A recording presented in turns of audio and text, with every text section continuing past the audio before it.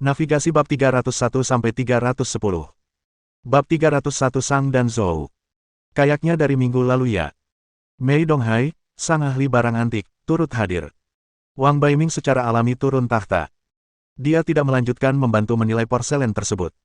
Hasil putaran kedua juga belum dapat dipastikan. Tanda seru. Hanya setelah Mei Donghai selesai menilai semuanya, barulah mereka bisa mendapatkan jawabannya. Ye Feng dan yang lainnya juga tidak tinggal diam. Pertandingan ketiga dimulai. Putaran ketiga untuk peralatan emas, perak, dan perunggu. Mereka berempat langsung menuju ke bagian peralatan perunggu. Jantung Zhong Linger berdebar kencang saat ia bertanya kepada Kong Liansheng dengan suara pelan, bahkan gurumu bilang dia ahli barang antik. Apa kita masih punya peluang menang? Kong Liansheng mencibir. Entahlah, trik apa yang dipakai anak ini untuk menipu tuanku. Menurutmu, dia seperti ahli barang antik. Zhong Linger berbalik dan menatap Ye Feng. Dia berdiri di depan kios dengan ekspresi penasaran, jari-jarinya terus-menerus mengetuk-ngetuk benda-benda yang terbuat dari emas, perak, dan perunggu. Rasanya seperti memetik semangka. Bagaimana dia bisa menjadi ahli barang antik? Dia lebih seperti petani semangka. Kali ini, dia benar-benar lega. Mungkin benar seperti yang dikatakan Kong Liansheng. Orang ini telah menggunakan beberapa metode yang tidak diketahui untuk menipu guru besar Mei. Itulah sebabnya guru besar Mei secara keliru mengira bahwa dirinya memiliki beberapa pencapaian mendalam dalam bidang barang antik. Padahal dia hanya bantal bordir. Dia langsung melirik Lu Xiaoya dengan puas. Ini adalah pertandingan terakhir. Kemenangan ada tepat di depan mereka. Namun, mereka menghadapi beberapa masalah pelik. Sekarang, seluruh jalan antik tahu bahwa Kong Liansheng adalah murid guru Mei Donghai.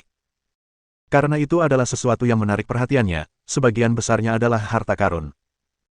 Oleh karena itu, selama itu merupakan sesuatu yang disukainya, pemilik kios akan selalu menawarkan harga yang selangit.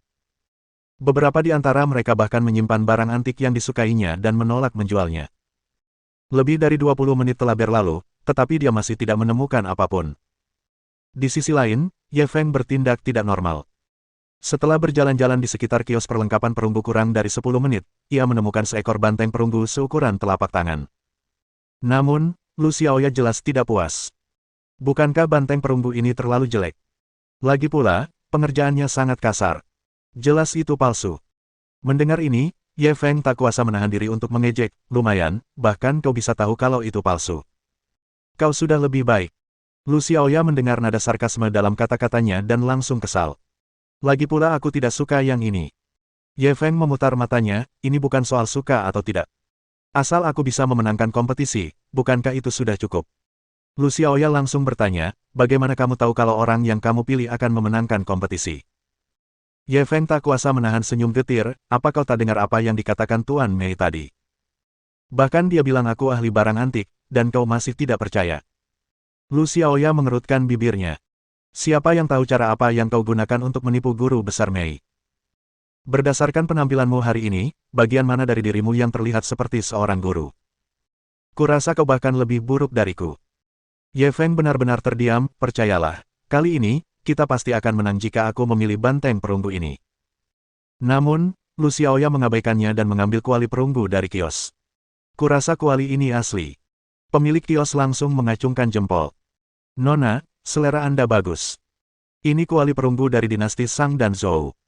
Harganya cuma 100.000 yuan. Ye Feng memelototinya dengan marah, Sang dan Zhou. Kurasa ini sudah minggu lalu. Beraninya kau meminta 100.000 yuan, 100 yuan, tidak lebih. Pemilik kios menatapnya dengan jijik. Sepertinya Anda benar-benar tidak tahu apa-apa tentang barang antik.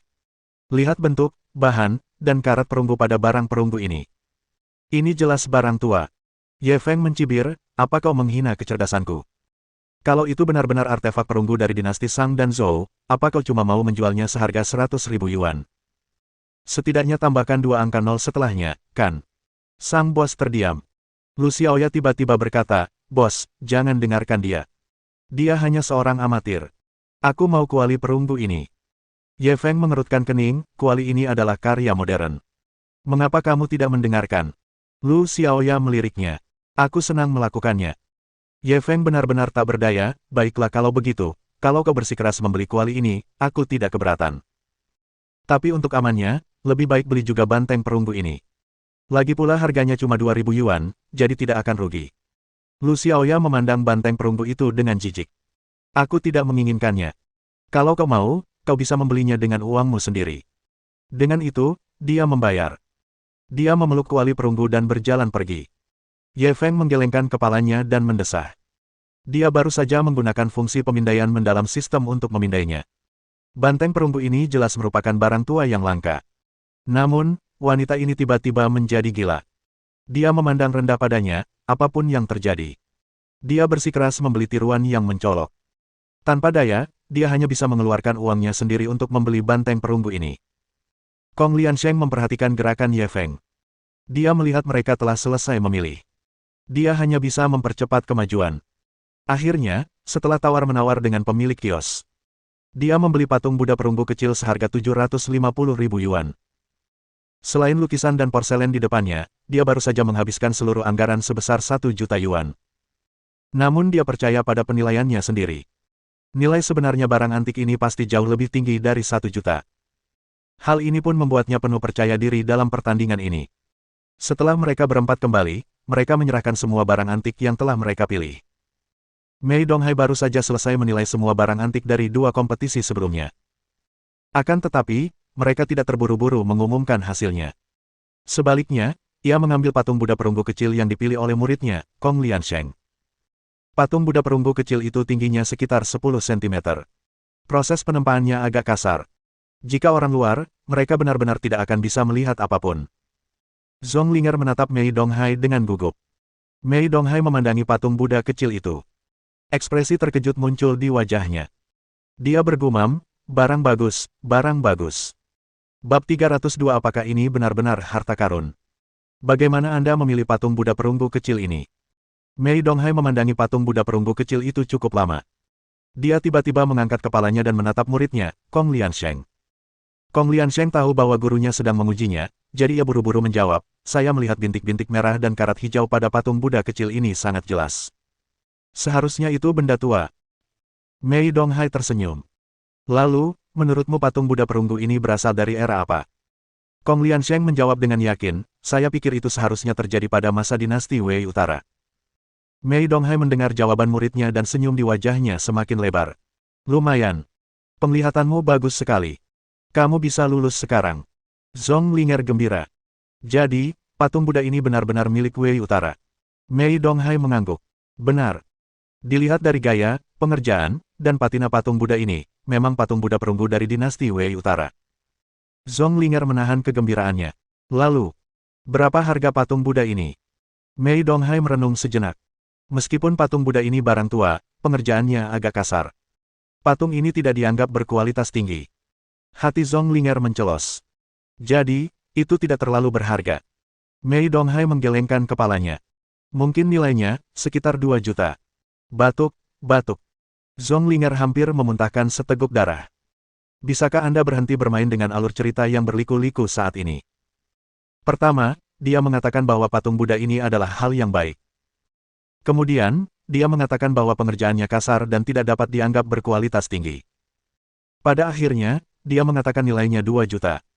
Suasana hatinya bagaikan naik roller coaster. Ini dapat dengan mudah menyebabkan serangan jantung. Akan tetapi, kalau dipikir-pikir lagi, dia memang seorang ahli barang antik. Barang senilai 2 juta yuan mungkin tidak ada apa-apanya bagi seseorang selevel dia. Namun baginya, itu sangatlah penting. Zonglinger langsung memberi salam 5 jari pada Kong Liansheng dengan penuh semangat. Barang antik yang dibeli seharga 750.000 yuan sebenarnya dijual seharga 2 juta yuan. Mereka telah memperoleh penghasilan lebih dari 2 kali lipatnya. Ini tentu saja merupakan kejutan besar. Orang-orang yang menonton acara itu mulai memujinya. Seperti yang diharapkan dari murid guru besar Mei. Dia membeli sesuatu seharga 750.000 yuan dan menjualnya seharga 2 juta yuan. Ya, dan dia sangat tampan. Kalau ada gadis yang bisa menikahinya, itu akan jadi berkah dari kehidupan sebelumnya. Untuk bisa menikahi pria seperti itu, dia tidak perlu khawatir kehabisan uang. Dia bisa menghasilkan banyak uang hanya dengan berjalan-jalan di toko barang antik. Uangnya datang terlalu cepat. Dia bisa mendapatkan uang 2 kali lipat dalam beberapa menit. Bahkan lebih cepat daripada merampok bank. Tuan Kong, saya ingin mengakui Anda sebagai tuan saya, mohon terimalah saya. Itu sungguh kebalikan dari kegembiraan mereka. Ketika Lu Xiaoya mendengar kata-kata Mei Donghai, dia langsung putus asa. Dia telah menghabiskan 750.000 yuan untuk memilih harta karun senilai 2 juta yuan. Lalu apa harapannya? Lu Xiaoya berbalik dan menatap Ye Feng. Namun, ekspresinya normal dan tidak ada tanda-tanda gugup. Dia benar-benar tidak tahu apakah dia harus mengatakan bahwa pria ini memiliki mentalitas yang baik. Atau haruskah dia mengatakan bahwa dia tidak berperasaan? Jika dia kalah dalam pertandingan ini, dia tidak hanya akan dipermalukan oleh Zonglinger. Bahkan dia akan menderita kerugian finansial. Apakah dia tidak peduli sama sekali? Mei Donghai menyingkirkan patung Buddha perunggu kecil itu. Tepat saat dia hendak mengambil banteng perunggu Ye Feng, Lu Xiaoya tiba-tiba menghentikannya. Tuan Mei, silakan lihat kuali perunggu yang kuambil pertama kali. Sambil berbicara, dia mendorong kuali perunggu di hadapan Mei Donghai seakan-akan sedang mempersembahkan sebuah harta karun. Mei Donghai hanya meliriknya dan terlalu malas untuk menyentuhnya. Tidak perlu melihatnya. Itu hanya tiruan modern. Tidak berharga. Lu Xiaoya panik. Bagaimana mungkin? Pemilik kios bilang ini dari Sang dan Zhou. Mei Donghai bingung harus tertawa atau menangis. Kalau dia bilang ini dari zaman Jurassic, apa kau akan percaya? Lu Xiaoya masih enggan menyerah. Setidaknya kau harus memberiku perkiraan. Mei Donghai tak punya pilihan selain menawar harga. 200 yuan. Lu Xiaoya benar-benar tercengang. Dia telah menghabiskan 100.000 yuan. Harganya cuma 200 yuan. Dia tidak menyangka Ye Feng benar. Memikirkan hal ini, dia buru-buru berbalik dan menatap Ye Feng. Ye Feng mengerutkan bibirnya tak berdaya, sudah kubilang ini tidak berharga. Kalau kau tidak percaya, aku tidak punya pilihan. Lu Xiaoya sangat malu dan marah, dan langsung ingin berdebat dengan pemilik kios. Ye Feng segera menghentikannya, aturan toko barang antik adalah setelah terjual, kau tidak bisa mengembalikannya. Kau hanya bisa menyalahkan diri sendiri karena kurang bijak. Anggap saja itu seperti membayar biaya kuliah. Lu Xiaoya tidak punya pilihan selain berjalan ke samping dan merajuk. Mei Donghai telah mengambil banteng perunggu yang diambil Ye Feng. Begitu dia menyentuhnya, ekspresinya berubah drastis. Ini. Ekspresi Kong Liansheng juga berubah drastis. Tuan, lihatlah pola dan pengerjaan banteng perunggu ini. Sepertinya berasal dari periode negara-negara berperang. Semua orang terkejut ketika mendengar ini. Mereka semua menoleh ke arah Mei Donghai. Mereka ingin mendengar apa yang dia katakan. Mei Donghai memegang kaca pembesar dan memeriksanya dengan cermat tanpa mengucapkan sepatah kata pun. Setelah beberapa saat, dia perlahan-lahan meletakkan kaca pembesarnya. Dia lalu menatap Ye Feng dengan serius. Matanya penuh dengan rasa hormat. Benar sekali. Banteng perunggu ini memang dari periode negara-negara berperang. Ah! Begitu dia mengatakan hal itu, suasana langsung meledak. Ya ampun, ternyata itu benda tua dari periode negara-negara berperang. Berapa harganya? Saya benar-benar tidak menyangka kalau penglihatan pemuda ini tidak kalah dengan Guru Kong. Benar. Barang-barang dari periode negara-negara berperang jelas lebih berharga daripada barang-barang dari dinasti Wei Utara, kan? Meskipun begitu, bukankah pengerjaan banteng perunggu ini terlalu kasar? Kalau kau tidak memperkenalkannya, aku benar-benar tidak akan tahu kalau itu banteng. Sekasar apapun harganya, tetap saja lebih mahal daripada milik Wei Utara. Kurasa nilainya setidaknya 3 juta. Anak muda ini sepertinya berumur 20-an, kan? Kenapa matanya begitu bagus? Perjalanan hari ini sungguh berharga. Saya bahkan berhasil melihat 2 harta karun yang tak ternilai harganya secara berurutan. Mendengarkan diskusi orang-orang sekitar, Lu Xiaoya benar-benar tercengang. Banteng perunggu yang dia benci karena terlalu jelek, ternyata benar-benar sebuah harta karun. Mungkinkah dia telah berbuat salah pada Ye Feng? Apakah dia benar-benar seorang ahli barang antik? Apakah dia benar-benar membantunya? Pikirannya kacau. Bab 303 Aku takut pada rekan tim yang seperti babi. Zonglinger juga sedikit tertegun pada saat ini. Banteng perunggu yang dipilih Ye Feng sebenarnya merupakan barang antik dari periode negara-negara berperang. Jika memang demikian, kalau begitu, bukankah dia pasti kalah di ronde ini? Saat memikirkan hal ini, dia buru-buru menatap Mei Donghai. Guru Agung Mei, berapa harga jual banteng perunggu ini di pasaran saat ini? Mei Donghai merenung sejenak. Sulit untuk mengatakannya. Perkiraan konservatifnya setidaknya 5 juta. Jika kita membawanya ke pelelangan, mungkin harganya bisa lebih tinggi lagi. Hati Zonglinger mencelos saat mendengar hal itu. Patung Buddha perunggu kecil yang diambil Kong Liansheng hanya bernilai 2 juta. Dan banteng perunggu Ye Feng sebenarnya bernilai lebih dari 5 juta. Hasil putaran ini telah diputuskan. Dia telah kalah. Lu Xiaoya terkejut dan gembira. Mendadak, banteng perunggu yang dibencinya ini sebenarnya telah membantunya memenangkan ronde pertama. Ini sungguh berkah dari surga. Namun, sebelum dia bisa bahagia lama-lama, Kong Liansheng menyela, meskipun banteng perunggu ini lebih berharga daripada milik kita, ia tidak bisa dihitung sebagai bagian dari kompetisi. Lu Xiaoya panik. Kenapa? Kong Liansheng melirik Ye Feng. Kalau tidak salah ingat, Ye Feng membeli banteng perunggu ini dengan uangnya sendiri.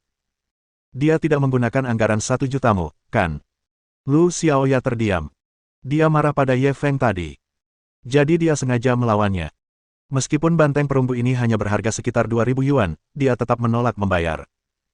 Ye Feng membelinya dengan uangnya sendiri.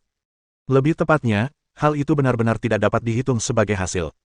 Dia buru-buru menatap Wang Baiming untuk meminta bantuan. Paman Wang, bagaimana menurutmu? Wang Baiming menghela nafas. Sayangnya, kita harus mematuhi aturan mainnya. Karena banteng perunggu ini dibeli oleh Ye Feng sendiri, itu hanya bisa dianggap sebagai barang pribadinya. Itu tidak bisa dihitung sebagai hasilnya. Lu Xiaoya tidak mau. Tetapi karena Paman Wang telah berkata demikian, dia tidak punya apa-apa lagi untuk dikatakan. Memikirkan hal ini, dia berjalan ke Ye Feng dengan malu. Ye Feng, maafkan aku. Kalau saja dia tidak memaksa, dia pasti akan memenangkan ronde ini. Ye Feng tidak keberatan. Dia hanya tersenyum tipis dan tidak mengatakan apapun. Zhong Linger, yang berdiri di samping, sudah melompat kegirangan. Dia mengira bahwa dia pasti akan kalah di ronde ini. Dia tidak menyangka keadaan akan berubah. Lu Xiaoya benar-benar membuat kesalahan bodoh. Dia memperoleh kemenangan tanpa hasil. Memikirkan hal ini, Zhong Linger segera berlari menghampiri Lu Xiaoya dan tersenyum puas. Adik Xiaoya, terima kasih banyak, hahaha. Lu Xiaoya melihat betapa sombongnya dia. Dia merasa tertekan. Namun siapa yang bisa disalahkannya? Dia hanya bisa menyalahkan dirinya sendiri. Siapa yang memintanya menolak niat baik Ye Feng? Sekarang, dia hanya bisa menelan buah pahit itu sendiri. Wang Baiming melihat kedua belah pihak tidak keberatan, jadi ia segera mengumumkan hasil kompetisi. Untuk pertarungan perlengkapan perunggu, Zhong Linger dan Kong Liansheng menang. Zhong Linger dan Kong Liansheng langsung saling tos untuk merayakan kemenangan mereka. Para penonton tidak dapat menahan diri untuk tidak mengeluh. Sayang sekali. Adik Ye ini membeli artefak perunggu dari periode negara-negara berperang seharga 2.000 yuan, yang nilainya bisa mencapai 5 juta yuan. Dia benar-benar kalah. Aku tidak takut lawan yang seperti dewa, tapi aku takut rekan setim yang seperti babi. Dia tidak kalah dari lawannya, tapi dia kalah dari rekan setimnya. Raja lapis yang membawa perunggu tak bisa bergerak.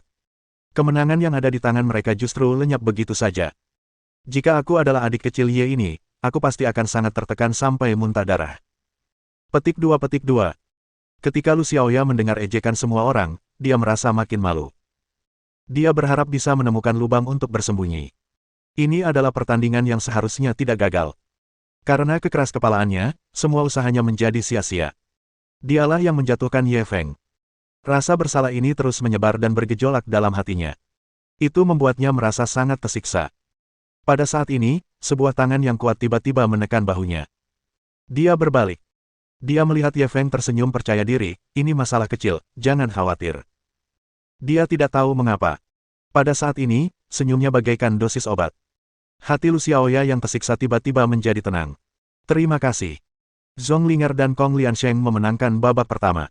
Mereka langsung rileks. Sebab, pemenang lomba ditentukan oleh total nilai barang yang akhirnya diperoleh. Mereka sudah unggul 2 juta. Selama mereka tidak kalah terlalu banyak, mereka tetap akan menang. Saat memikirkan hal ini, mereka berdua langsung menatap Mei Donghai dengan tidak sabar, menunggu dia mengumumkan hasil dari 2 putaran lainnya. Mei Donghai tidak mencoba menjadi misterius.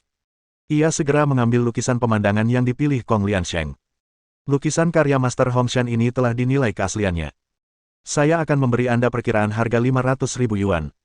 Penilaiannya sama dengan Wang Baiming.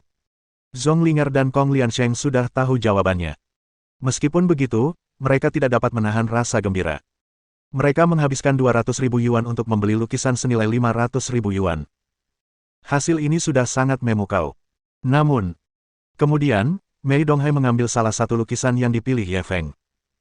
Baris kata ini telah dipastikan keasliannya. Ini karya kaligrafer terkenal di Lingnan, Wangmu. Nilai saya, 100.000. Zhong Linger dan Kong Liansheng yang semula merasa puas, langsung tercengang. Ye Feng dengan santai memilih sebuah lukisan, tetapi ternyata ada sebuah mahakarya. 100.000 yuan bukanlah harga yang tinggi. Namun, hal itu tetap mengejutkan mereka. Saat itu, mereka menyaksikan sendiri bahwa Ye Feng telah memanfaatkan menit-menit terakhir untuk memilih lebih dari 10 lukisan secepat angin menyapu dedaunan yang berguguran. Bisa dibilang ia sedang berjuang di ambang kematian. Mereka tidak menyangka dia bisa memetik buah yang begitu bagus. Bukankah keberuntungan orang ini sungguh tak terduga? Lu Xiaoya tertegun sejenak. Dia tidak mempercayai telinganya. Lalu, dia meraih tangan Ye Feng dengan penuh semangat. Ye Feng, kamu benar-benar memilih karya seni yang bagus. Kamu benar-benar hebat. Awalnya dia tidak punya harapan. Pada saat ini, dia mendengar bahwa sebenarnya ada sebuah karya yang nilainya 100.000 yuan. Ini benar-benar kejutan dari surga. Meskipun itu masih belum mampu mengubah keadaan. Namun, itu sudah langka. Ye Feng tidak bisa menahan senyum pahit. Bukankah hanya 100.000? Apakah ada kebutuhan untuk menjadi begitu bahagia? Zonglinger tak kuasa menahan diri untuk memutar bola matanya. Lihat betapa bahagianya dia. Bukankah itu cuma 100.000? Itu masih jauh dari kita. Pada saat ini, Mei Donghai mengambil lukisan lainnya. Lukisan bunga dan burung ini telah teridentifikasi keasliannya. Ini adalah karya awal Wu Qingluan, maestro lukisan bunga dan burung di Jiangbei. Nilai yang saya berikan adalah 230.000. Hua. Begitu dia mengatakan ini, adegan itu langsung meledak. Kalau dikatakan muncul lukisan yang bermutu tinggi, bisa dikatakan itu adalah keberuntungan. Lalu, dua di antaranya muncul berurutan. Mereka takut hal itu tidak sesederhana itu. Bab 304-13 karya seni, semua asli. Saya lihat dia memilih bagian secara acak di saat-saat terakhir. Saya tidak menyangka penglihatannya sebagus itu. Tapi, ini tidak berarti apa-apa, kan? Lagi pula, dia memilih lebih dari selusin lukisan sekaligus. Mungkin dia buta. Benar. Dua lukisannya jika ditotal hanya bernilai sekitar 300.000 yuan. Dibandingkan dengan Kong Liansheng dan yang lainnya, dia masih jauh dari itu. Lagi pula, Kong Liansheng adalah murid guru besar Mei. Bagaimana mungkin orang biasa bisa dibandingkan dengannya? Dua lukisan berkualitas tinggi sudah muncul, dan itu sudah sangat bagus. Tanda seru, tanda seru. Itu benar. Tepat saat semua orang sedang berdiskusi, Lu Xiaoya kembali memegang tangan Ye Feng, sambil melompat-lompat kegirangan. Ye Feng, kamu benar-benar hebat, kamu benar-benar berhasil menebak dengan benar 2 kali. Keberuntunganmu sungguh luar biasa. Ye Feng tak kuasa menahan diri untuk memutar matanya, apa itu keberuntungan? Ini kekuatanku, oke. Lu Xiaoya buru-buru mengangguk. Ya. Keberuntungan juga bagian dari kekuatan. Dia sangat bahagia sekarang. Meskipun dia tidak punya banyak harapan untuk pertandingan ini, dia tetap merasa bahwa itu adalah pertandingan yang bagus. Tetapi setidaknya dengan dua barang indah ini, dia tidak akan rugi terlalu banyak. Zonglinger dan Kong Liansheng menderita pukulan lagi. Suasana hati mereka agak terpengaruh. Namun, Zonglinger segera menyesuaikan diri dan berkata dengan masam, bukan apa-apa. Bukankah ini hanya sedikit keberuntungan? Tapi bisakah keberuntungan dimakan? Nanti juga akan terungkap wujud aslinya. Namun, Kong Liansheng tidak seoptimis dia. Dia dengan tajam memperhatikan bahwa tangan gurunya, Mei Donghai sedikit gemetar. Berdasarkan pemahamannya terhadap tuannya, dia hanya akan berperilaku seperti ini ketika dia sangat bersemangat. Mungkinkah ada perubahan lainnya? Seperti dugaannya, tebakannya benar. Kemudian, Mei Donghai melanjutkan pengumumannya, tulisan resmi ini telah teridentifikasi keasliannya. Ini adalah karya maestro kaligrafi Asia Tenggara, Tao Qianzi. Nilai saya, 320.000. Ketika semua orang mendengar ini, mereka merasakan kulit kepala mereka mati rasa. Dengan cara ini, 3 karya yang dipilih Ye Feng jumlahnya mencapai 650.000. Nilainya telah melampaui estimasi Kong Liansheng sebesar 500.000. Dan perlu diketahui, semua karya Ye Feng harganya kurang dari 100.000 yuan. Kong Liansheng dan yang lainnya menghabiskan 200.000. Jadi, Ye Feng dan yang lainnya memiliki keunggulan mutlak dalam lukisan itu. Lu Xiaoya pun menutup mulutnya karena tidak percaya. Matanya terbelalak. Apa itu tadi? Dia benar-benar menang. Apakah dia salah dengar? Bila ketiga bagian itu dijumlahkan, nilainya mencapai 650.000 yuan. Hal itu langsung menghancurkan valuasi Zonglinger sebesar 500.000. Bukankah itu berarti dia menang? Bukan hanya dia. Bahkan Zonglinger tidak dapat mempercayai telinganya. Pihaknya awalnya memiliki keunggulan absolut. Siapa yang mengira? Situasinya berubah begitu cepat. Dia benar-benar disusul dengan paksa. Dibandingkan dengannya, suasana hati Kong Liansheng bahkan lebih berat. Dia adalah murid kesayangan guru Mei Donghai. Dia telah menghabiskan waktu bertahun-tahun pada barang antik. Pada waktunya, dengan bakatnya, kekuatannya, dan perhatian tuannya, kemungkinan besar ia akan menjadi ahli barang antik. Namun kini, ia malah kalah dari orang awam. Ini benar-benar penghinaan besar.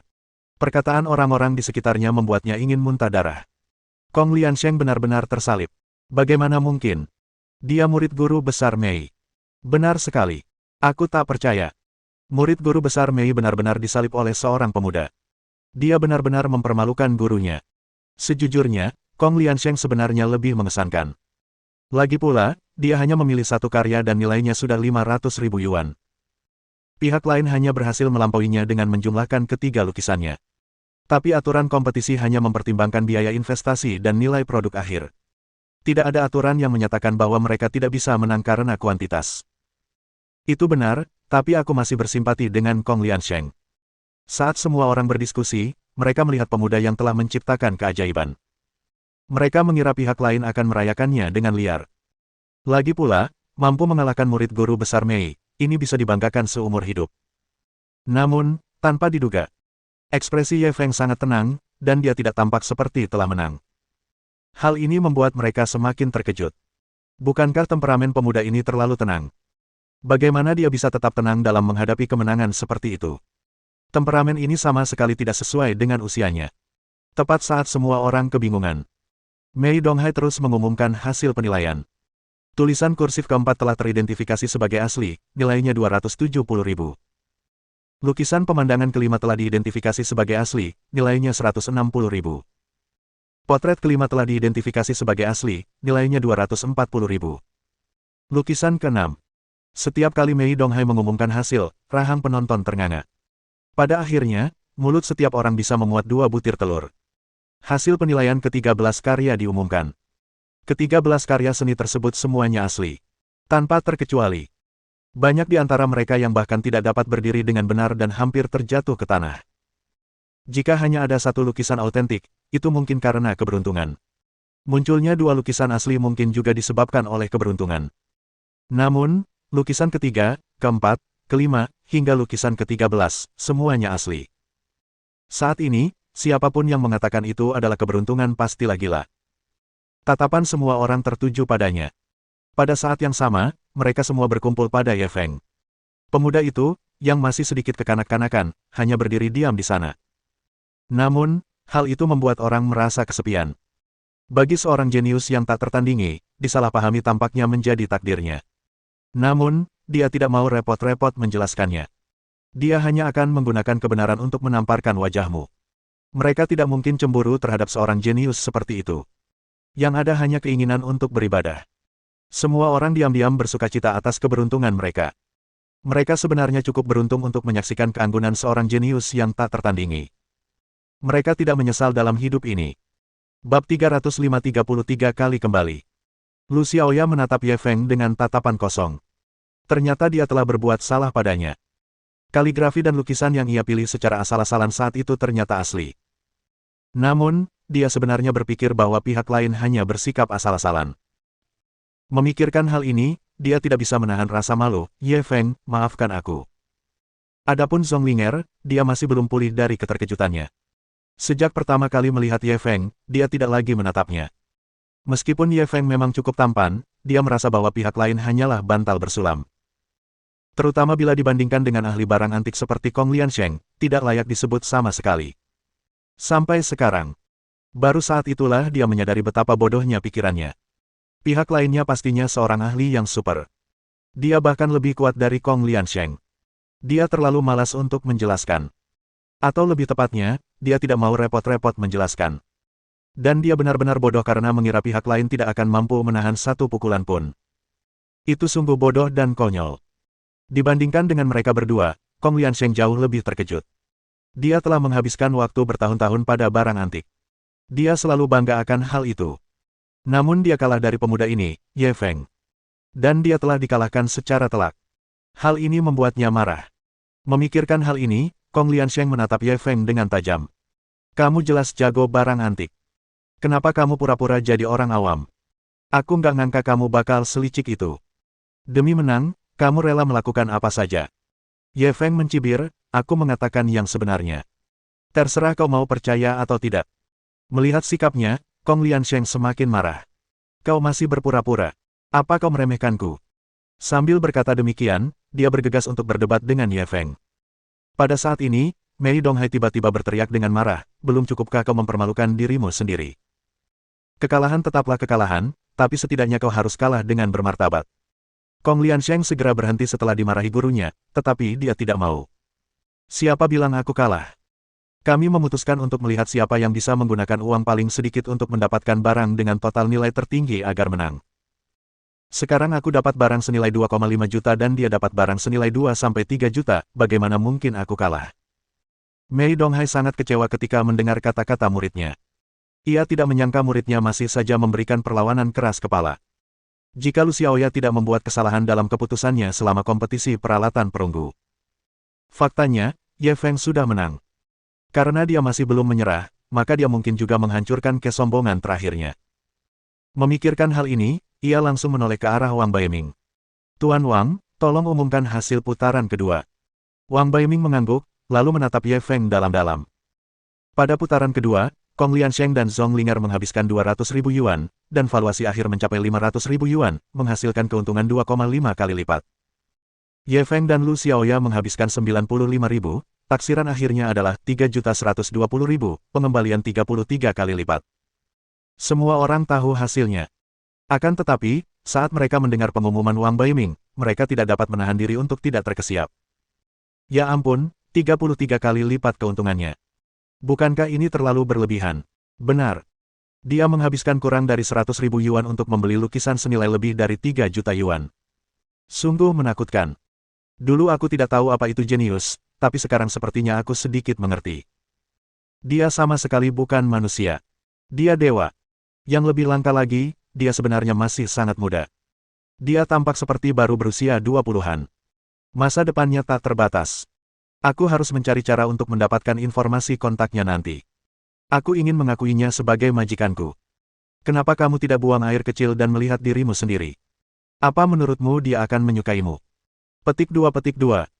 Mei Donghai menunggu Wang Baiming mengumumkan hasil putaran kedua sebelum melanjutkan. Selanjutnya, saya akan mengumumkan hasil penilaian porselen. Semua orang langsung fokus. Perbedaan antara kompetisi perunggu dan kaligrafi tidak terlalu besar. Babak terakhir ini sangat penting. Mei Donghai pertama kali mengambil sepasang mangkuk pemukul Dou Caiyun yang dipilih Kong Liansheng. Sepasang mangkuk kelelawar Dou Caiyun, dinilai asli. Harga yang saya tawarkan, 500.000. Begitu dia mengatakan hal itu menyebabkan gelombang lain di tempat kejadian. Kong Liansheng cukup mumpuni. Sepasang mangkuk kelelawar Dou Caiyun ini hanya seharga 50.000 yuan, tapi harganya 10 kali lipat dari harga aslinya. Ya, dia memang serba bisa. Dia tidak hanya ahli dalam perunggu, kaligrafi, dan melukis, dia bahkan ahli dalam porselen. Kebanyakan pakar lain hanya ahli di salah satu bidang. Jarang sekali menemukan pakar serba bisa seperti itu. Kurasa adik Ye sedang dalam masalah kali ini. Meskipun dia sangat pandai kaligrafi dan melukis, dia mungkin tidak pandai membuat porselen. Benar. Di usianya, dia sudah sangat jarang mahir kaligrafi dan melukis. Soal porselen, dia mungkin tidak bisa dibandingkan dengan Kong Liansheng. Zhong Linger juga sangat gembira saat ini. Kong Liansheng pernah mengatakan kepadanya sebelumnya bahwa air di porselen terlalu dalam, dan dia sendiri tidak pandai melakukannya. Oleh karena itu, dia tidak memiliki banyak keyakinan pada babak ini. Namun, ketika mendengar pengumuman Mei Donghai, ia terkejut sekaligus senang. Bukankah kamu terlalu rendah hati? Ini disebut tidak pandai. Lalu apa yang dianggap pandai? Kong Liansheng menghela napas lega. Dia mengakui bahwa dia telah berjudi. Untungnya, dia beruntung dan memenangkan taruhan. Dia membeli sepasang porselen seharga 50.000 yuan, yang jika ditotal bernilai 500.000 yuan. Jumlahnya meningkat 10 kali lipat. Ini bukan sesuatu yang dapat dilakukan oleh orang biasa. Di sisi lain, Lu Xiaoya tampak sedikit tertunduk. Kalau saja kesalahannya di kompetisi peralatan perunggu tidak terjadi, dia pasti sudah menang sekarang. Namun sekarang, mereka harus melanjutkan kompetisi. Terlebih lagi, hasil pihak lain sangat menarik perhatian. Sekalipun porselen yang dipilih Ye Feng dapat menghasilkan satu atau dua produk bagus, jika nilainya tidak terlalu tinggi, mereka tetap akan kalah dalam permainan ini. Pikiran akan kekalahannya dalam kompetisi dan hukuman yang akan diterimanya membuatnya merasa sakit kepala. Zonglinger berjalan dengan bangga lagi. Adik Xiaoya, sepertinya kita akan memenangkan ronde ini lagi. Lu Xiaoya menggertakkan giginya. Apa yang kau banggakan? Guru besar Mei belum mengumumkan hasil kita. Zonglinger langsung mengejek, Ye Feng mungkin jago kaligrafi dan melukis, tapi dia mungkin tidak jago membuat porselen. Tidak akan semudah itu mengalahkan kita. Lu Xiaoya terdiam. Dia cepat-cepat menatap Ye Feng. Akan tetapi, ekspresinya tetap sama, tidak ada emosi yang terlihat. Orang ini sama saja. Tidak bisakah kau melihatku sebentar? Berikan aku sedikit rasa percaya diri. Pada saat ini, Mei Donghai terus mengumumkan, selanjutnya, kami akan mengumumkan hasil Ye Feng dan Lu Xiaoya. Piring kaki tinggi motif bunga glasir kacang hijau, teridentifikasi asli, harga, 450.000. Semua orang terkesiap. Bab 306 dia melakukan gerakan pertama. Semua orang mengira Ye Feng hanya pandai dalam hal antik seperti kaligrafi dan lukisan. Seharusnya tidak banyak penelitian tentang porselen. Lagi pula, di usia Ye Feng, sudah sangat jarang baginya yang mampu mempelajari kelas secara menyeluruh. Akan tetapi, mereka tidak pernah menyangka bahwa pihak lain ternyata begitu pandai membuat porselen. Tanda seru. Potongan porselen pertama bernilai 450.000 yuan, mendekati nilai 500.000 yuan milik Kong Liansheng. Orang harus tahu bahwa Ye Feng telah memilih 6 potong porselen. Kali ini, ada sesuatu yang patut diperhatikan. Lu Xiaoya juga memikirkan hal ini, dia segera memeluk lengan Ye Feng dengan gembira. Ye Feng, kamu benar-benar hebat. Dia sudah putus asa untuk pertandingan ini. Dia tidak menyangka Ye Feng akan mengejutkannya lagi dan lagi. Sekarang, mereka bahkan dapat melihat fajar kemenangan. Dan hati Ye Feng terasa gatal karena diusap payudaranya. Dia ingin menarik lengannya ke belakang, tetapi dia takut hal itu akan terlalu kentara dan membuat dia terlihat buruk. Dia hanya bisa membiarkan dia memeluknya. Suasana hati Zonglinger sungguh bertolak belakang dengannya. Dia tidak lagi memiliki kepercayaan diri seperti pada awalnya. Jantungnya sudah berada di tenggorokannya. Dia berdoa dalam hatinya semoga beberapa potong porselen tersisa yang dipilih Ye Feng semuanya palsu. Dengan cara ini, setidaknya masih ada harapan. Akan tetapi, seringkali hasilnya malah menjadi bumerang. Saat ia terus berdoa, Mei Donghai terus mengumumkan, barang kedua adalah mangkuk bermotif bunga biru. Mangkuk itu telah dinilai sebagai, izinkan saya minum air dulu. Puff. Semua orang hampir muntah darah. Guru besar Mei ini terlalu nakal. Dia adalah ahli barang antik yang hebat, tetapi dia tidak belajar dengan baik. Mereka seperti program tak bermoral yang mempelajari rutinitas misterius semacam ini. Setelah tindakan Mei Donghai, semua orang menjadi semakin gugup. Terutama Zonglinger dan Kong Liansheng. Dahi mereka berkeringat deras. Mereka begitu gugup hingga sulit bernapas. Mei Donghai menyesap tehnya dan melanjutkan pengumumannya, mangkuk kaki dengan pola roda bunga biru, diidentifikasi sebagai asli, bernilai 520.000. Mendengar jawaban ini, kaki Zonglinger menjadi lemas dan dia hampir terjatuh ke tanah. 2 potong porselen Ye Feng memiliki nilai total 970.000. Harganya jauh melampaui nilai porselen mereka. Dan yang paling penting, jumlah total uang yang dihabiskan Ye Feng untuk barang antik ini jauh lebih sedikit daripada Kong Liansheng. Hasil penilaian tidak perlu diumumkan. Hasil kompetisi sudah keluar. Kemenangan telah diputuskan. Dia akan menghadapi hukuman yang sangat memalukan. Tidak hanya itu, mulai sekarang dia harus memanggil Lu Xiaoya dengan sebutan, kakak perempuan. Dia bahkan harus berdiri di atap mobil dan berteriak, Kak Xiaoya, adik Linger minta maaf padamu. Maafkan ketidaktahuanku. Memikirkannya saja membuatnya merasa sangat malu dan ingin mati. Kong Liansheng juga benar-benar tercengang. Hukumannya jauh lebih berat daripada Zonglinger dan yang lainnya. Dia tidak hanya harus membiarkan Ye Feng memilih barang antik apapun di jalan barang antik, tidak peduli seberapa mahalnya, dia harus membayarnya. Terlebih lagi, dia bahkan mengatakan bahwa jika dia kalah dari Ye Feng, dia akan meninggalkan dunia antik dan tidak akan pernah masuk lagi. Saat itu, Kong Liansheng melihat bahwa Ye Feng adalah seorang amatir, jadi dia sengaja mempermalukannya. Siapakah yang mengira orang ini akan membalikkan keadaan? Sekarang, hasilnya sudah diputuskan. Apakah dia benar-benar akan menghormati taruhannya dan meninggalkan dunia barang antik? Dia sudah begitu tekun menekuni barang antik. Apa dia benar-benar akan merusaknya? Memikirkan hal ini, Kong Liansheng merasa dunia berputar. Dunia menjadi gelap. Lu Xiaoya, di sisi lain, berjongkok di tanah dan terisak-isak. Ye Feng terdiam, bukankah kita menang? Kenapa kamu menangis? Lu Xiaoya menangis terseduh-seduh. Kupikir aku akan kalah hari ini, jadi aku terus mengeluh tentangmu. Aku tidak menyangka aku akan menang. Ye Feng tidak tahu apakah harus tertawa atau menangis, kamu. Dia hendak membujuknya lagi. Tanpa diduga, Lu Xiaoya tiba-tiba berdiri dan memeluknya. Terima kasih, Ye Feng, terima kasih. Ye Feng segera mengangkat tangannya ke udara untuk menunjukkan ketidakbersalahannya. Kalian semua melihatnya. Dia yang ambil inisiatif. Aku nggak ngapa-ngapain. Orang-orang yang menonton pertunjukan itu juga sangat bersemangat. Ya ampun, adik Ye ini benar-benar menang. Sungguh luar biasa. Benar sekali. Siapa sangka murid guru besar Mei benar-benar kalah. Dan kalah telak seperti itu. Sepertinya murid guru besar Mei juga tidak pantas menyandang reputasinya. Dia tidak punya bakat yang berarti. Kau tidak bisa berkata begitu. Kenyataannya, Kong Liansheng cukup kuat. Sayangnya, dia bertemu dengan ahli yang jauh lebih kuat hari ini. Mei Donghai melirik muridnya yang jiwanya sedang dalam keadaan menyedihkan, lalu mendesah dalam hatinya.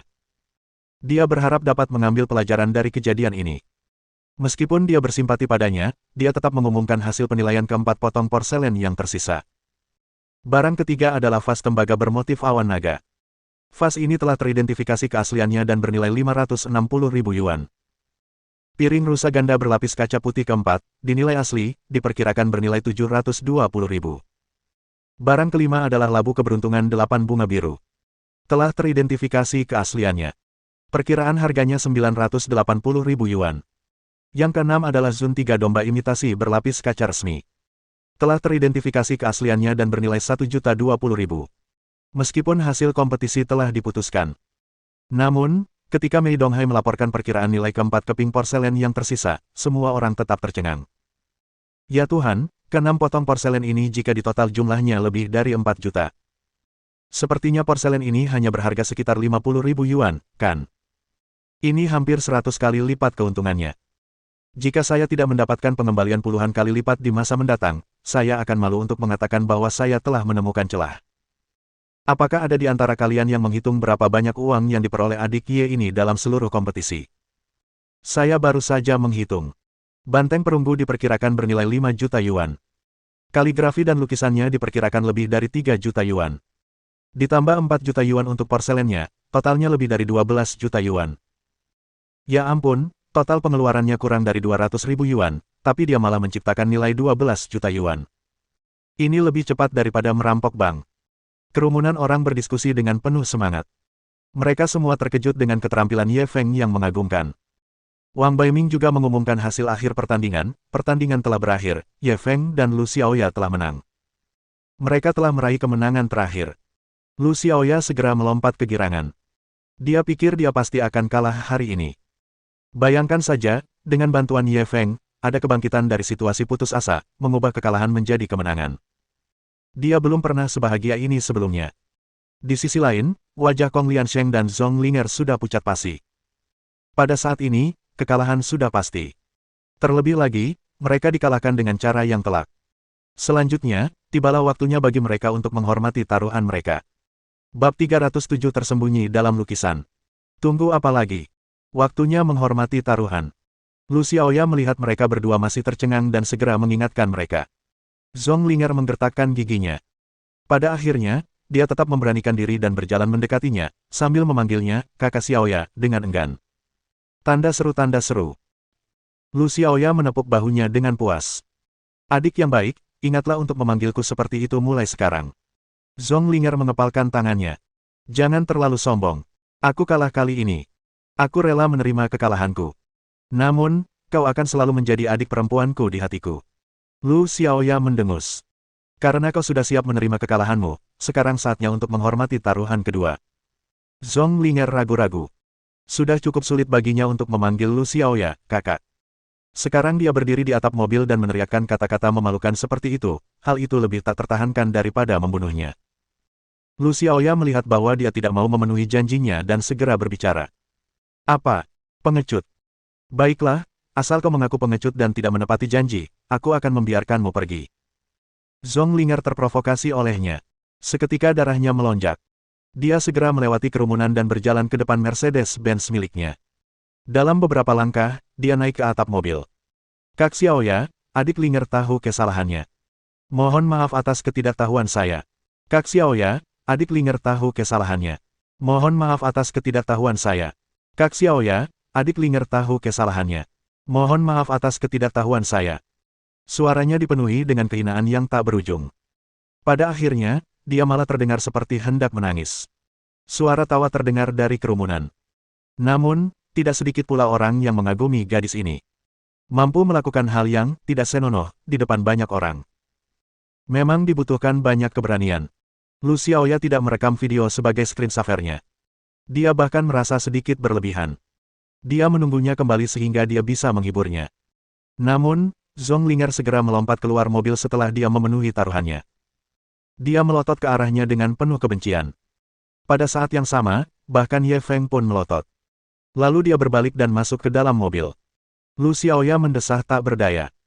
Tampaknya konflik di antara mereka berdua semakin dalam. Dalam waktu singkat, hal itu mungkin mustahil untuk didamaikan. Ye Feng juga merasa dirugikan. Dia hanya di sini untuk membantu. Mengapa kamu menatapku? Saat itu, Kong Liansheng menghampirinya. Aku bersedia menerima kekalahanku. Kau bisa memilih barang antik apapun dari jalan antik. Ye Feng tidak membuang waktu berbicara dengannya. Dia segera berbalik dan berjalan menuju kios kaligrafi dan lukisan. Tatapan Kong Liansheng mengikutinya dari dekat. Dia sangat gugup. Berdasarkan taruhan sebelumnya, berapapun jumlah yang dipilih pihak lain, ia harus membayar. Akan tetapi, seluruh kekayaan bersihnya sekarang hanya puluhan juta. Jika pihak lain langsung memilih barang antik senilai puluhan juta yuan, hal itu akan langsung membuatnya bangkrut. Namun, Ye Feng tidak tahu malu seperti yang ia kira.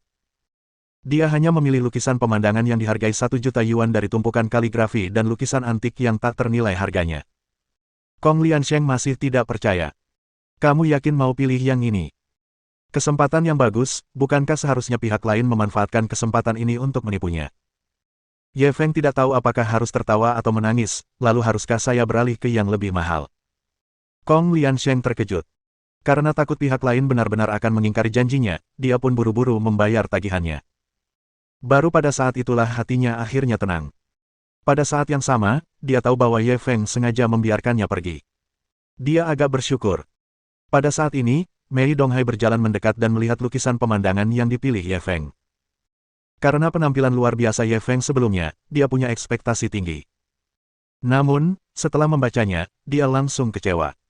Tuan Ye, lukisan ini sepertinya tidak terlalu bagus. Dia ingin mengatakan bahwa ini palsu. Tetapi mengingat reputasi Ye Feng, dia hanya bisa mengubah kata-katanya. Lukisan ini ditandatangani oleh Shen Zhou. Shen Zhou adalah pelukis ulung dari dinasti Ming dan pendiri sekolah seni lukis Wu.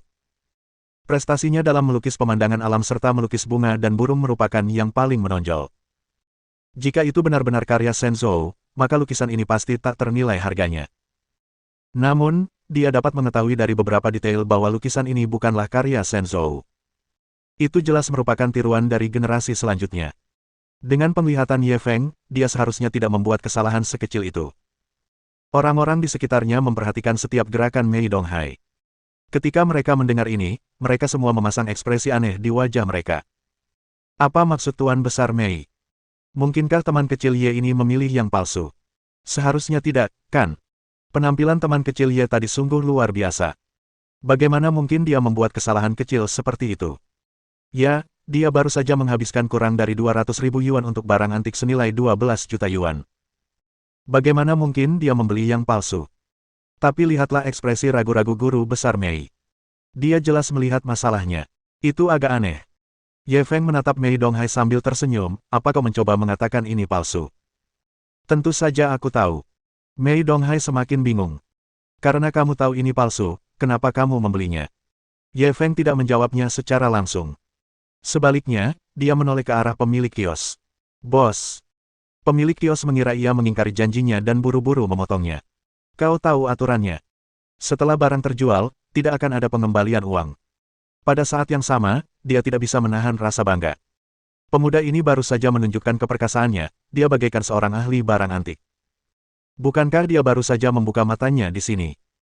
Ye Feng tersenyum dan menggelengkan kepalanya, saya tidak akan mengembalikan barangnya, saya hanya ingin meminjam pemotong kertas dari Anda. Pemilik kios merasa lega ketika mendengar bahwa dia tidak mengembalikan barangnya. Dia buru-buru menemukan pemotong kertas dan menyerahkannya. Ye Feng lalu meletakkan benda palsu itu di atas meja, ia mulai menggores tepiannya dengan pisau. Mei Donghai, Kong Liansheng, dan Lu Xiaoya semuanya maju ke depan. Mereka ingin melihat apa yang sedang dilakukannya. Pada saat ini, Ye Feng memotong bagian bawah yang palsu. Lalu, dia meraih salah satu sudut dan merobeknya sekuat tenaga.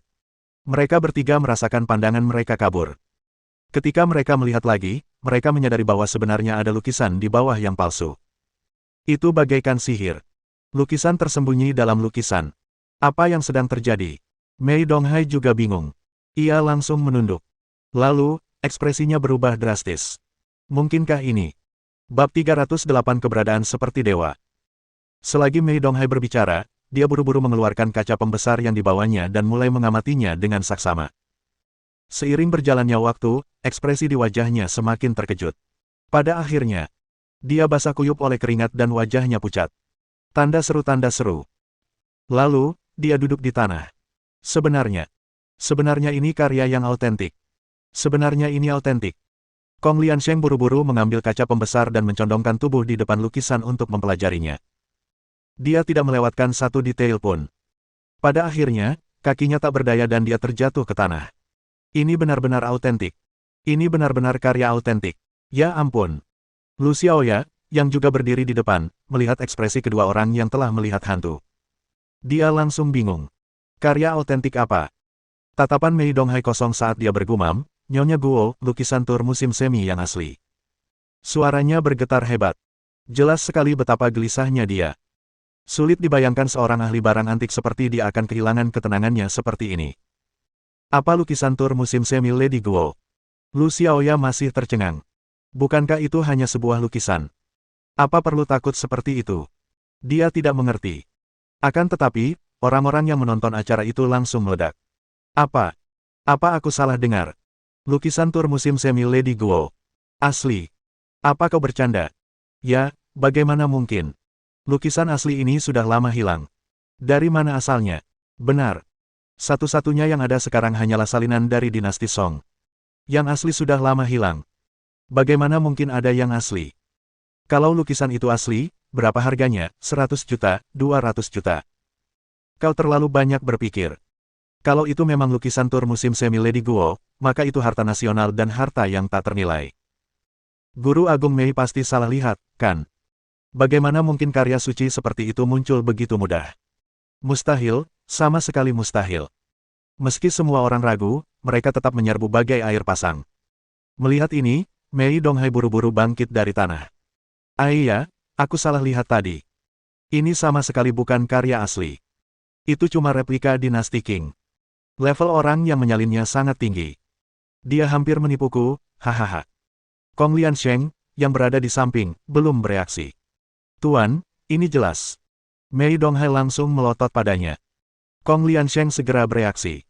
Sekarang, seluruh jalan antik itu berantakan. Jika mereka benar-benar tahu bahwa lukisan asli tur musim semi Lady Guo, yang telah hilang selama 1000 tahun, telah muncul kembali. Sulit untuk menjamin tidak ada seorang pun yang mempunyai niat jahat. Seperti kata pepatah, seseorang tidak bersalah, tetapi dia bersalah karena menyimpan harta karun. 100.000 yuan sudah cukup membuat orang iri. 1 juta yuan sudah cukup untuk membuat orang bekerja untuk itu.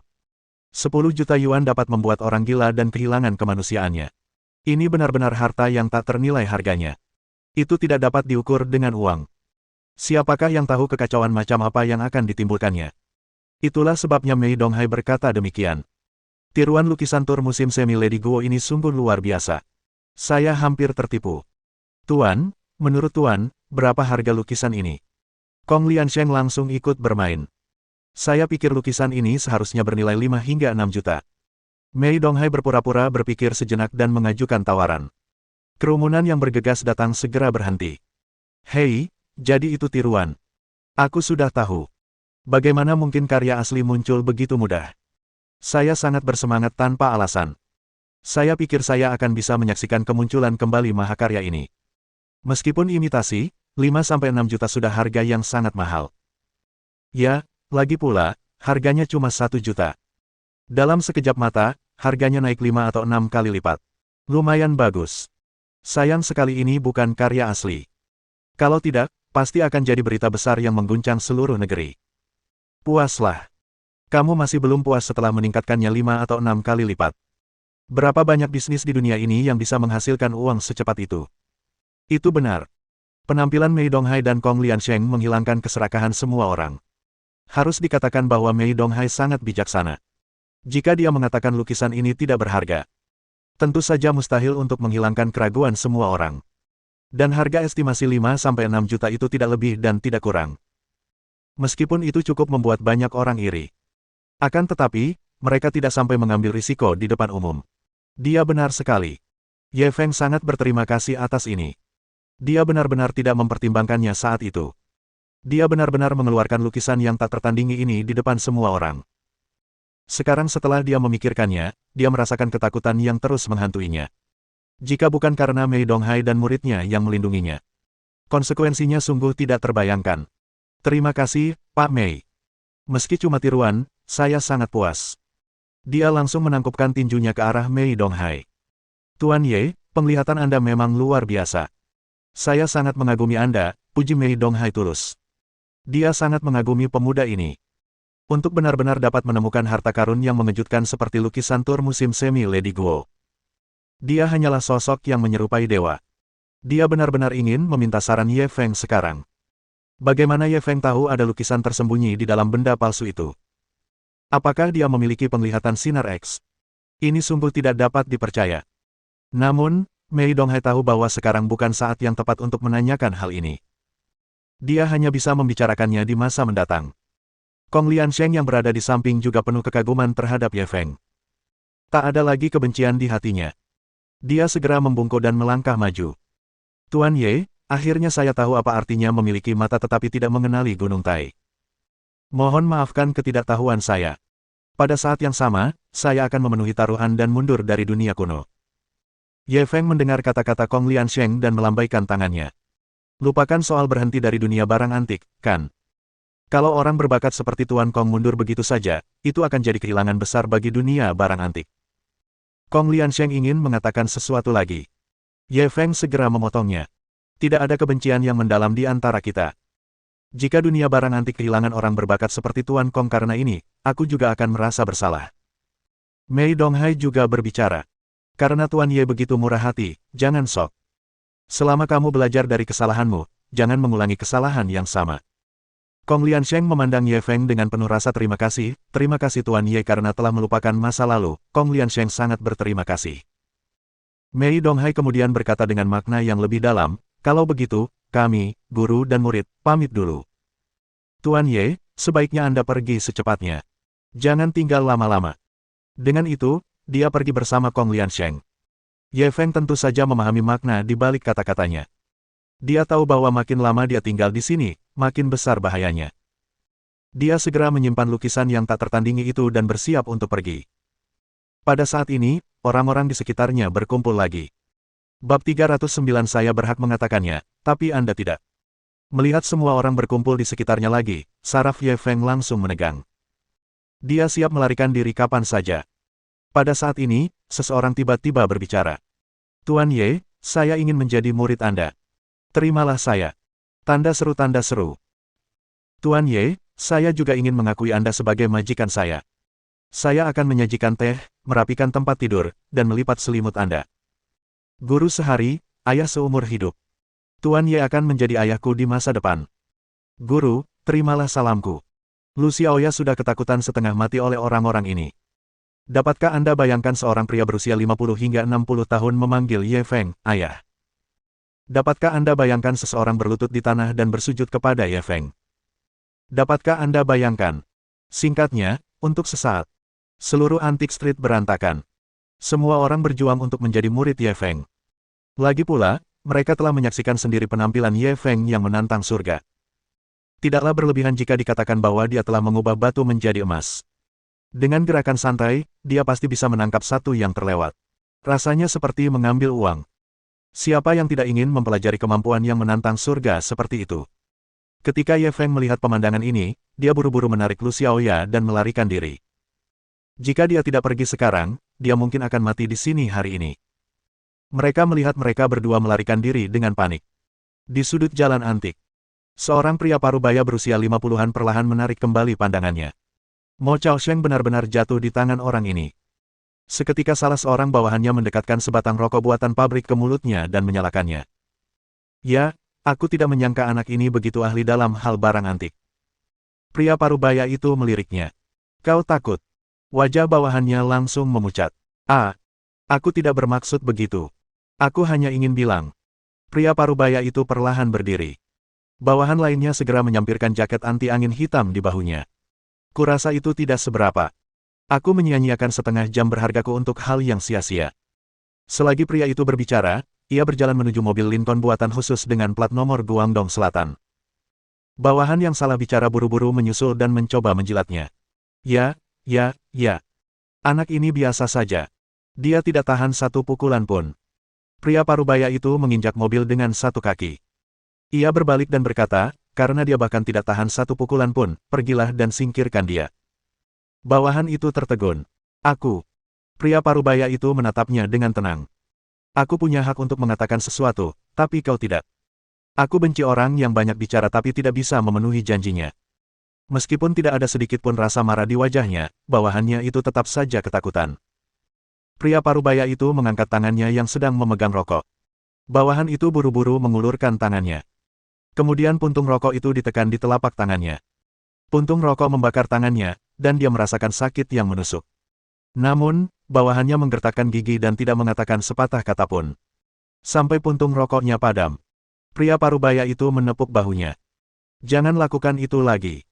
Setelah mengatakan itu, dia masuk ke dalam mobil. Pintu mobil tertutup. Lincoln segera melaju perlahan di bawah perlindungan beberapa pengawal berpakaian hitam. Punggung bawahannya sudah bermandikan keringat dingin. Baru kemudian ia berani membuka telapak tangannya untuk memeriksa. Sudah ada bekas luka hitam di sana. Namun dia tidak berani mengeluh. Dia tahu betul betapa menakutkannya pria ini. Hukuman seperti ini sudah sangat ringan. Hal itu membuatnya merasa beruntung karena ia selamat dari bencana besar. Ye Feng duduk di kursi penumpang Lamborghini milik Lu Xiaoya, dia menoleh dan melihat keluar jendela. Pada saat itu, sebuah mobil Lincoln dengan plat nomor Guangdong Selatan kebetulan lewat di dekat mereka. Seorang pria yang duduk di barisan belakang juga kebetulan melihat. Tatapan mereka bertemu sesaat. Meski hanya sesaat, itu membuat ekspresi Ye Feng berubah. Tatapan pria itu terlalu menakutkan. Itu seperti lubang hitam yang dapat menelan jiwa seseorang. Butir-butir keringat muncul di dahinya. Ketika dia melihat keluar, dia hanya bisa melihat bagian belakang Lincoln. Apa yang sedang kamu lihat? Pada saat ini, Lu Xiaoya yang sedang mengemudi tiba-tiba bertanya. Tidak apa-apa. Baru saat itulah Ye Feng menarik kembali pandangannya. Dia jelas melihat permusuhan di mata pria itu tadi. Namun, Ye Feng tidak terlalu mempedulikannya. Mungkin dia begitu terkenal hari ini sehingga dibenci.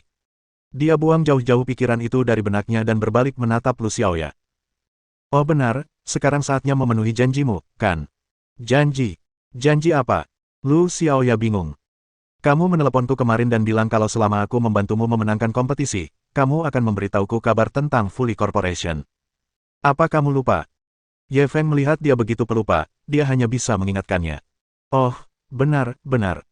Sebenarnya, meskipun kamu tidak membantuku, aku merasa harus memberitahumu. Lu Xiaoya akhirnya ingat. Perusahaan Fully sedang menyelidikimu sekarang. Seseorang bahkan menghubungi ayahku dan memintanya untuk membantu mengumpulkan informasi tentangmu, tetapi ayahku menolaknya. Ye Feng langsung tersenyum, aku sudah menduga mereka akan melakukan ini, tapi aku tidak menyangka mereka akan secepat ini. Lu Xiaoya menatapnya dengan cemas. Bagaimana kau bisa menyinggung perusahaan Fully? Aku dengar dari ayahku bahwa perusahaan Fully ini sangat kuat. Kau harus berhati-hati. Ye Feng memiringkan kepalanya dan menatapnya, mengapa kamu begitu mengkhawatirkanku? Ekspresi Lu Xiaoya agak tidak wajar. Karena, kita teman baik. Bukankah seharusnya kau mengingatkan mereka jika teman baikmu dalam bahaya? Ye Feng menatapnya. Kalau tidak salah, ayahmu seharusnya mengingatkanmu untuk menjauhiku, kan? Bagaimana kamu tahu? Di tengah kalimatnya, Lu Xiaoya tiba-tiba menyadari bahwa dia telah mengatakan sesuatu yang salah. Dia buru-buru menyangkalnya. Omong kosong, ayahku tidak pernah mengatakan itu. Bibir Ye Feng melengkung ke atas. Ayahmu tahu aku menyinggung perusahaan Fuli. Dia pasti akan memintamu menjauh dariku. Tapi kau tak rela berpisah denganku, jadi kau sengaja bertengkar dengan Zonglinger hanya untuk mencari alasan bertemu denganku, kan? Pekik. Tangan Lu Xiaoya gemetar dan hampir saja mobilnya terguling hingga mogok di pinggir jalan. Mata dan tangan Ye Feng bergerak cepat, dia segera mengulurkan tangannya untuk mengendalikan arah. Secara kebetulan, sebuah tangan diletakkan di punggung tangannya yang lembut. Wajah cantik Lu Xiaoya memerah sampai ke telinganya. Bab 310 Apa hasil akhir Anda? Mengapa tanganmu gemetar? Aku kedinginan. Lalu kenapa wajahmu merah? Aku seksi. Tanda seru. Apakah dingin atau panas? Lu Xiaoya segera menarik tangannya dan memelototi Ye Feng, kenapa kau peduli? Turunlah. Sambil berbicara, dia buru-buru mendorong pintu kursi penumpang. Aku sudah banyak membantumu hari ini. Apa kau tidak akan mengirimku kembali? Ye Feng sedikit tidak puas. Kau memang membantuku, tapi aku juga sudah memberitahumu tentang perusahaan Fuli. Kita tidak berutang apapun satu sama lain. Turunlah. Lu Xiaoya tidak menunggu dia mengatakan apapun lagi dan buru-buru mendorongnya keluar dari mobil. Baru pada saat itulah dia menghela napas panjang lega. Bahkan sekarang, jantungnya masih berdebar kencang. Saat Ye Feng memegang tangannya tadi, dia merasakan darahnya mengalir deras. Rasanya seperti akan terbakar. Perasaan itu terlalu misterius. Pada saat ini, suara Ye Feng kembali terdengar di telinganya, apakah kau masih mengenangnya? Jika kau tak sanggup berpisah denganku, aku akan memberimu kompensasi lebih lama. Dia berbalik. Dia melihat Ye Feng bersandar di jendela mobil, menatapnya dengan senyum jahat. Lu Xiaoya panik. Kenapa kamu kembali? Ye Feng terkekeh, aku di sini untuk mengambil lukisanku. Kamu bisa terus bersenang-senang. Sambil berbicara, dia mengambil lukisan tur musim semi Lady Guo dari kursinya dan berbalik untuk pergi. Lu Xiaoya menatap punggungnya yang sombong dan tiba-tiba merasa sedikit gila. Mengapa dia punya firasat aneh seperti itu? Apakah dia sungguh tertarik padanya? Bagaimana ini mungkin? Itu tidak mungkin. Setelah Ye Feng kembali ke Villa Pemandangan Danau Zongtian, dia telah mempelajari lukisan tur musim semi Lady Guo. Lukisan ini jelas dapat dianggap sebagai mahakarya di antara seni Tiongkok.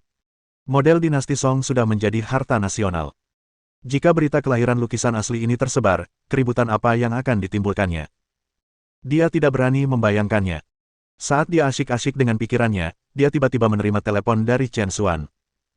Dia menjawab panggilan itu tanpa ragu-ragu. Hei, Ye Feng, maukah kamu menjadi pacarku? Begitu panggilan tersambung, Chen Xuan mengatakan ini tanpa alasan apapun. Ini. Bukankah ini terlalu tiba-tiba? Aku sama sekali tidak siap secara mental. Ye Feng tertegun, dia tidak bisa menahan diri untuk tidak menggodanya. Maaf, maksudku, bisakah kamu berpura-pura menjadi pacarku? Chen Xuan tahu bahwa dia salah paham dan buru-buru menjelaskan. Berpura-pura saja. Bukankah itu membosankan? Aku tidak bercanda denganmu. Bisakah kamu membantuku? Apa sebenarnya yang terjadi? Seseorang telah mengejarku baru-baru ini. Mengejarmu? Apa kau mencuri sesuatu? Kamu, maksudku, dia mengejarku. Aku sudah menolaknya berkali-kali, tapi dia tetap tidak mau menyerah. Jadi, aku tidak tahu dari mana dia tahu kalau ibuku berulang tahun hari ini. Dia sebenarnya ingin mengadakan pesta ulang tahun untuk ibuku di Zonghai Tycoon Club, dan ibuku setuju. Agak rumit. Karena ibumu sudah setuju, bukankah aku akan dapat masalah kalau ikut campur? Silakan, selama kamu bisa membantuku melewati ini, aku bisa menyetujui semua syaratmu. Ada syarat. Ye Feng mendengar ini dan langsung berpikir keras. Premisnya adalah hal itu tidak melanggar prinsip moral. Chen Xuan adalah wanita yang sangat tegas. Ia buru-buru menambahkan syarat tambahan. Lalu apa dasar moralmu? Cium. Berpegangan tangan. Tidak. Kalau begitu, lebih baik kau cari orang lain. Ye Feng langsung kehilangan minat.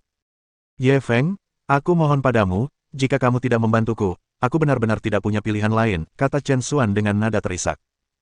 Jangan menangis, aku tidak bilang aku tidak akan membantumu. Ye Feng tidak dapat menahan sakit kepala. Dia paling takut pada wanita yang menangis. Terutama wanita cantik. Itu akan membuatnya merasa bersalah. Terima kasih, aku tahu kau tak akan meninggalkanku begitu saja. Chen Xuan langsung berubah dari sedih menjadi gembira. Emosinya berubah begitu cepat hingga membuat orang tak bisa berkata-kata. Ye Feng tidak bisa menahan diri untuk tidak memutar matanya, katakan padaku dulu, apakah ibumu punya hobi? Chen Xuan tertegun. Kenapa kamu bertanya begitu? Ye Feng agak tidak sabar, tentu saja aku akan menuruti keinginannya. Kau tetaplah bos. Apa kau tidak mengerti sedikit pun logika ini? Chen Xuan terdiam beberapa saat sebelum berbicara lagi.